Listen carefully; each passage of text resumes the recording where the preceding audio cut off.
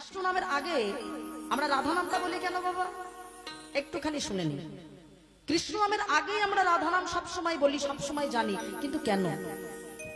এই কারণটা বাবা একবার প্রমাণ করে দিয়েছিল নারদ মুনি। এই নারদ মুনি একদিন প্রমাণ করিয়েছিল কি? নারদ মুনি একদিন মনে মনে ভাবলো যে কৃষ্ণ নামের আগে রাধা নামটা কেন বসে। এক হচ্ছে আমার ঠাকুরের নাম বসতে পারতো, আর না হলে আমি যে সারাক্ষণ নারায়ণ নারায়ণ করে বেড়াই, আমি যে সারাক্ষণ কৃষ্ণ কৃষ্ণ করে বেড়াই, কই আমার নামটা তো কেউ করতে পারতো। বাবা মনে একটু অভিমান হয়েছে। নারদ মনে মনে ভাবছে যদি নাম করতেই হয় তাহলে এক হচ্ছে আমার ঠাকুরের নাম হবে, আগে কৃষ্ণ বলবে তারপর রাধা বলবে, আর তা যদি না হয় তাহলে আমার নামটা কেন কেউ বলে না? আগে রাধা আগে কৃষ্ণ কেন হবে? এই কৃষ্ণ নামের আগে রাধা কেন বসে, এই কারণটা জানার জন্য বাবা এখন নারদ যাচ্ছে ঠাকুরের কাছে। এবার ঠাকুর তো বাবা কথাটা বুঝতে পেরে গেছে। হ্যাঁ, ঠাকুর তো বাবা ভক্তের মন পড়তে পারে, বুঝতে পেরে গেছে যে নারদ আমার কাছে কি করতে আসছে। এখন যেই নারদ এসেছে হঠাৎ এবার ঠাকুর বলছে, নারদ আমার প্রচন্ড মাথা ব্যথা করছে, আমার প্রচন্ড মাথা ব্যথা করছে। বলে ঠাকুর মাথা ব্যথা করছে, এখন আমি কি করব? বলছে একটা উপায় আছে, আমার রোগ ভালো হতে পারে যদি কোনো ভক্তের চরণ ধৌত জলকে তুমি আমার কাছে এনে দিতে পারো। ভক্তের চরণ ধৌত জল মায়েরা।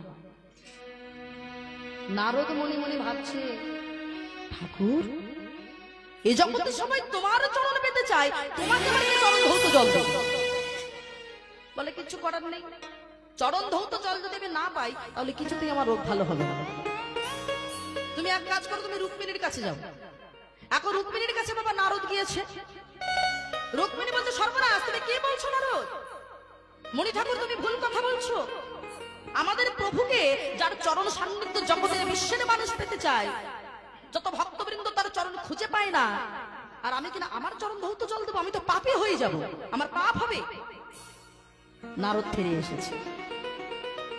ভগবান উত্তর দিল, নারদ তুমি একজনের কাছে যেতে পারবে। কার কাছে? একবার রাধারানীর কাছে যাও না গো। অমনি রাধারানীর সম্মুখে গিয়ে যেই না বলেছে, রাধে গো তোমার বধূর যে বড় কষ্ট হচ্ছে গো। তোমার বধূ বলেছে কোন ভক্তের চরণ ধৌত জল যদি একবার পায় তাহলে নাকি তার মাথা যন্ত্রণা ভালো হবে। যেই না বলেছে বাবা, বলা মাত্রই একটি পাত্র এনে রাধারানী নিজের চরণ ধৌত জলটা দিয়েছে। নারদ মুনি বলে বসলো, রাধা সর্বনাশ, হে রাধারানী তুমি এ কি করছো? তোমার একবারও মনে হলো না যে তোমার চরণ ধৌত জল তুমি তোমার বধূকে দিচ্ছ, কিন্তু তাতে তোমার অপরাধ হতে পারে? সঙ্গে সঙ্গে রাধারানী কেঁদে কেঁদে উত্তর দিয়েছিল, নারদ মুনি আমি তো আমার কথা কখনোই ভাবিনি। আমার চরণ ধৌত জল নিয়ে আমার বধূ যদি ভালো থাকে, আমার প্রাণনাথ যদি ভালো থাকে, আর তার জন্য যদি আমি পাপী হই, আমি যদি অপরাধী হই, আমার তাতে কোনো দুঃখ নেই। কেন জানো? তাতে আমার অপরাধ হবে ঠিকই, কিন্তু আমার তাতে কোনো দুঃখ থাকবে না, কারণ আমার বধূ তো ভালো থাকবে। অমনি সঙ্গে সঙ্গে রাধারানীর চরণখানি জড়িয়ে ধরে বলেছিল, রাধে গো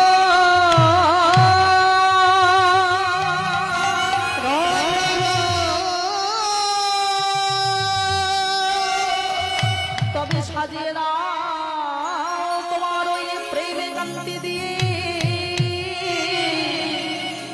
ভাবিয়ে দাও তোমার ভাবা কান্তি দিয়ে, আমি তোমার চরণ আশ্রিত হয়ে ও গো রাধে গো,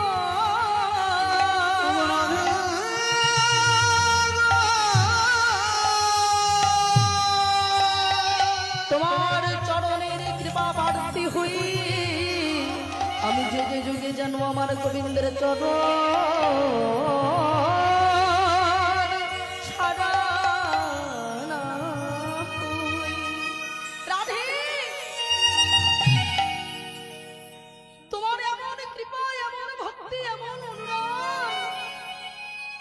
যদি আমার থাকতো তাহলে আমি বোকার গিয়ে বলতাম না আগে কেন রাধা নাম বসে? আমি বুঝতে পেরেছি রাধা তত্ত্ব, আমি বুঝতে পেরেছি রাধা প্রেম। এই বলে যেই না ভগবানের সম্মুখে দাঁড়িয়েছে, কাঁদছে, ভগবান নারদের হাতায়, নারদের মাথায় হাতটা বুলিয়ে বলছে, নারদ এবার বুঝেছো কেন জগতের মানুষ রাধার কৃপা পেতে চায়? কেন আমি রাধারানীকে এতটা ভালোবাসি? যে কখনো নিজের কথা ভাবিনি, সর্বদাই আমার জন্য নিজেকে উৎসর্গ করেছে, আমি সেই রাধারানী ছাড়া এ জগতে এমন কাউকে ভালোবাসি না গো। তাই জগতের ভক্ত যদি একবার রাধা নাম উচ্চারণ করে, তবে আমি সেই ভক্তকে, তবেই আমার হৃদয়ের মাঝে জায়গা দেই। নিতাই গৌর হরি বল হরি বল। তাই বাবা আগে বলতে হয় রাধা, তারপরে বলতে হয় কৃষ্ণ। আগে বলতে হয় রাধা, তারপরে বলতে হয় কৃষ্ণ। হ্যাঁ, তাহলে চলুন মা আমরা সবাই মিলে মধুমাস ধাম বৃন্দাবনে যাই। সবাই মিলে গাইবো জয় রাধা রানী কি, জয় শ্যাম সুন্দর কি, জয় বৃন্দাবন ধাম কি।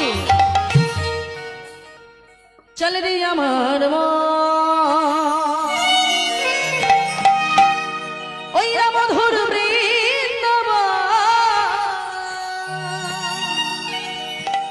জমানার ধারে ধারে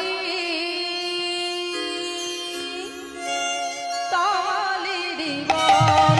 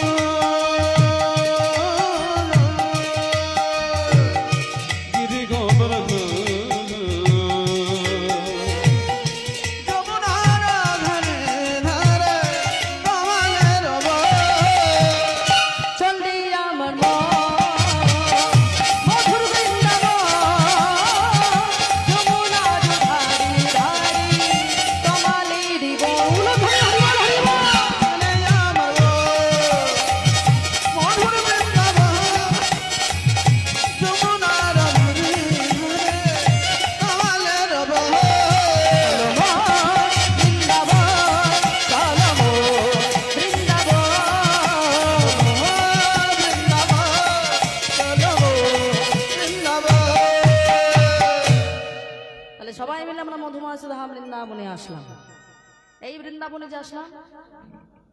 তাই আজকে আমার মহাপ্রভু শ্রীকৃষ্ণ চৈতন্য মহাপ্রভু তিনি নাম নিয়ে ভগবান বললেন, যে করে আমার আশ আমি তার করি সর্বনাশ, তথাপিও সে আমার না ছাড়ে পাশ, তবে আমি হই তার দাস অনুদাস। তাই সেই ভগবান তিনি কৃপা করে শ্রীকৃষ্ণ চৈতন্য মহাপ্রভু নাম নিয়ে তিনি এলেন পুরী ধামে। পুরী ধামে আজকে তিনি জগন্নাথ দর্শন করছেন। আমরা যে লীলা কথা শুনবো বাবা, আমরা লীলায় প্রবেশ করলাম। আজকে তিনি জগন্নাথ দর্শন করছেন, পিছনে দাঁড়িয়ে আছে অগণিত ভক্তগণ। সকল ভক্তের দিকে তাকিয়ে বললেন, সকল ভক্তরা দেখছে আমার অচল গোপীনাথ, আমার সচল গোপীনাথ অচল গোপীনাথকে দর্শন করছেন। আর ভক্তের উদ্দেশ্যে আমার মহাপ্রভু বললেন, হে ভক্তগণ, এখন তো প্রভাত সময়, এসো আমরা সবাই কৃষ্ণ নাম করব। পক্ষান্তরে জীবকে একটা শিক্ষা দিলেন, বাবা দিবসের যেমন তিনটি কাল আছে, সকাল দুপুর সন্ধ্যা, মানুষের জীবনে তেমন তিনটি কাল আছে বাবা। শৈশবকাল, যৌবনকাল, বার্ধক্যকাল। শৈশবকালটা হলো আমাদের জীবনের শুরু, মানে প্রভাত সময়। বলে নাম যদি করতে হয় তাহলে তোমাকে শৈশব থেকেই করতে হবে। আমরা কি করি, আমাদের শৈশবকাল খেলাধুলা করতে করতে চলে যায়, যৌবনকাল যেই থাকে তখন তো মাথার উপরে সূর্য বাবা। সূর্যের যেমন তেজ থাকে আমাদেরও তেমন রক্তের তেজ থাকে। কে হরি, হরিকে তো আমরা চিনি না,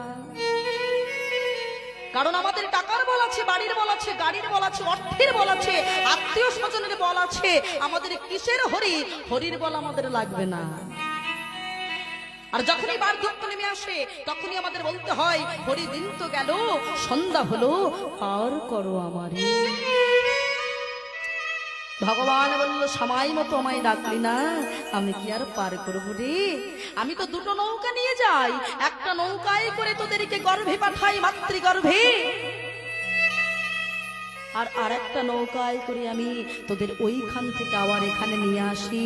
তবে যারা আমায় সময় মতো ডাকিস না তাদেরকে ওখানেই অপঘাতে পড়ে মরতে হয়।